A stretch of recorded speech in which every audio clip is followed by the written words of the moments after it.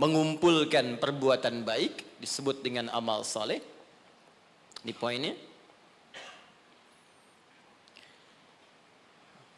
Amal saleh ini dibagi pada dua bagian. Ada yang sifatnya ritual untuk menunjuk hubungan kita dengan pencipta Allah Subhanahu wa taala. Disebut oleh para ulama untuk memudahkan dengan hablum minallah. Hablum itu garis tali. Minallah yang terhubung ke Allah. Ada amal soleh kita yang terhubung garisnya kepada Allah Subhanahu wa taala. Ini kata Allah diwajibkan kepada kita untuk mengerjakan perbuatan yang pertama ini pun feedbacknya kembali ke kita. Contoh misal, kita ambil salat. Contoh pertama, salat hubungan kita langsung dengan Allah Subhanahu wa taala. Saat kita mengerjakan salat pun kata Allah, manfaatnya bukan untuk saya, kata Allah. Kembali lagi pada kita. Karena itu ketika Anda bertanya, kenapa saya mesti salat ya Allah? Diperdengarkan 5 kali dalam sehari. Supaya kita paham betul bahwa manfaat salat kembali pada diri kita lagi. Coba, dalam sehari bukankah kita mendengar kalimat yang disampaikan oleh seorang muadzin? Ya, apa artinya? Adzan? Adzan apa artinya? Sebetulnya bukan panggilan asal kata adzan itu, asalnya telinga. Adzan itu asalnya telinga, jamaknya udhun. Jamak dari udhun itu adzan. Kenapa adzan disebut dengan adzan? Karena ini satu-satunya lafaz di muka bumi yang pasti akan selalu terdengar oleh orang yang masih punya pendengaran di telinganya. Dan ini satu lafaz satu-satunya di bumi yang tidak pernah berhenti 24 jam. Silahkan Anda cek kalau tidak percaya. Ya, karena itu waktunya setiap tempat pasti selalu berbeda. Jakarta selesai, Bekasi adzan. Bekasi selesai, Cikarang adzan. Cikarang selesai, Karawang adzan. Sampai semua berputar. Ya, dulu saya tinggal di Tripoli, Mesir selesai adzan, Libya adzan. Selesai Libya, Tunisia adzan. Tunisia selesai, Aljazair adzan. Maroko, sampai terus nyebrang. Ternyata 24 jam nggak pernah berhenti. Dan dahsyatnya, itu dibagi di setiap waktu beraktivitas. Bangun tidur pertama, subuh. Subuh selesai, muncul siang, zuhur. Selesai, masuk sore, asar. Selesai, pembuka ke malam, maghrib. Muncul malamnya, isya. Sampai tidur kita isya ke subuh lagi, 5 waktu dibagi, diperdengarkan kalimat itu. Ketika muncul kalimat, hayya 'alas shalah, Allahu akbar, hablu minallah. Apa bentuk ibadahnya? Hayya 'alas shalah, tunaikan salat. Anda bertanya, kenapa mesti salat? Kata Allah lewat suara muadzin, hayya 'alal falah. Supaya engkau sukses. Supaya engkau bahagia.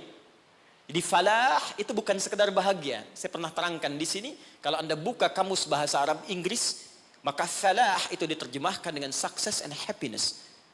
Jadi di salat itu Pak, Bu, saya tekankan setiap saya kesini, saya selalu ulang-ulang kalimat ini. Di dalam salat itu, baik gerakannya, juga bacaannya, itu terkandung ajaran-ajaran, hikmah-hikmah, dan rahasia-rahasia bimbingan menuju kesuksesan dan kebahagiaan dalam hidup. Di gerakannya bukan gerakan asal-asalan. Makanya Nabi ketat mengatakan, kata Nabi, "Shallu kama ra'aitumuni usalli." Salatlah kalian persis seperti melihat saya salat.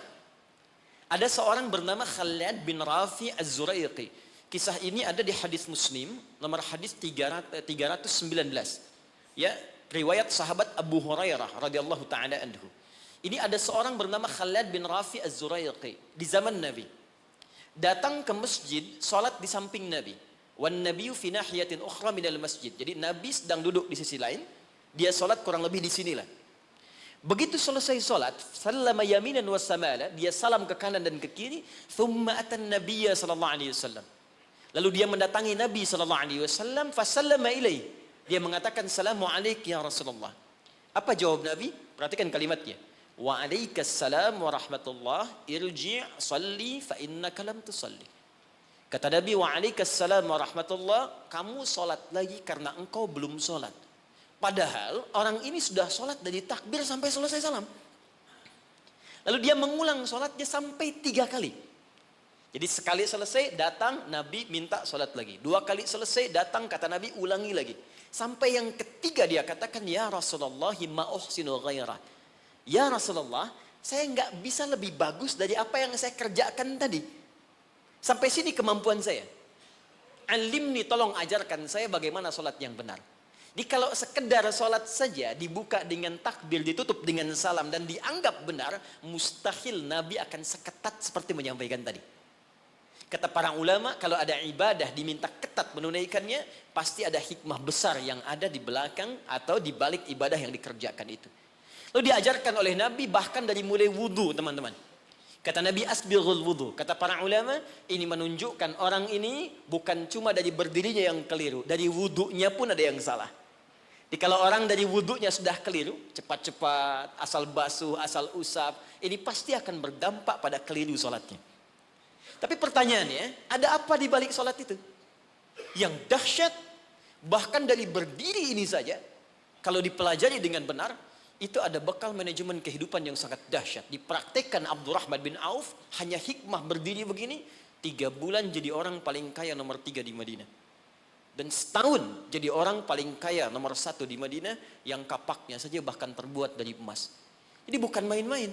Rokoknya ada hikmahnya, sujud ada maknanya, terlebih bacaannya. Karena itu ketika Allah menyebutkan perintah solat dalam Al-Quran, ada sindiran yang halus tapi tajam. Kata Allah, akan ada orang solat nanti bahkan tidak mengerti apa yang ia ucapkan dan ia lakukan dalam solatnya. Jadi bagaimana kita bisa khusyuk dalam solat kalau yang kita baca pun tak kita pahami? Nah, apa manfaat di balik itu? Ada kesuksesan di situ. Ada kebahagiaan, falah. Nanti kalau saya turunkan lebih panjang lagi. Tapi singkatnya, ketika kita diminta ibadah pun kepada Allah, hasilnya dikembalikan kepada kita. Jadi kalau orang dengar suara adzan, tahu bahwa sholat itu kunci kebahagiaan, mustahil ada orang yang malas untuk menunaikan sholat. Bukankah pemilik kebahagiaan Allah? Bukankah yang punya rezeki Allah? Bukankah yang punya kedudukan Allah? Qulillahumma malikal mulki tu'til mulka man wa tanzi'ul mulka mimman. Katakan Muhammad pada hamba-hambaku, katakan Muhammad pada semua umatmu, aku yang punya kedudukan, aku titipkan pada siapa yang aku kehendaki. Anda menginginkan kedudukan, Anda pengen jabatan, Anda pengen harta, Anda jauh dari Allah, ya bagaimana bisa meraihnya? Karena itu ketika Anda datang kepada Allah, Anda meminta petunjuk, ya Allah bagaimana cara aku mendapatkannya? Diberikanlah jalan lewat sholat itu.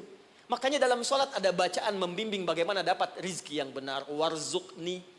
Bagaimana supaya Anda kerja nikmat tidak diganggu banyak orang. Wajburni. Bagaimana supaya derajat kita diangkat. Warfa'ni. Bagaimana supaya dijaga kesehatan. Wa'afini.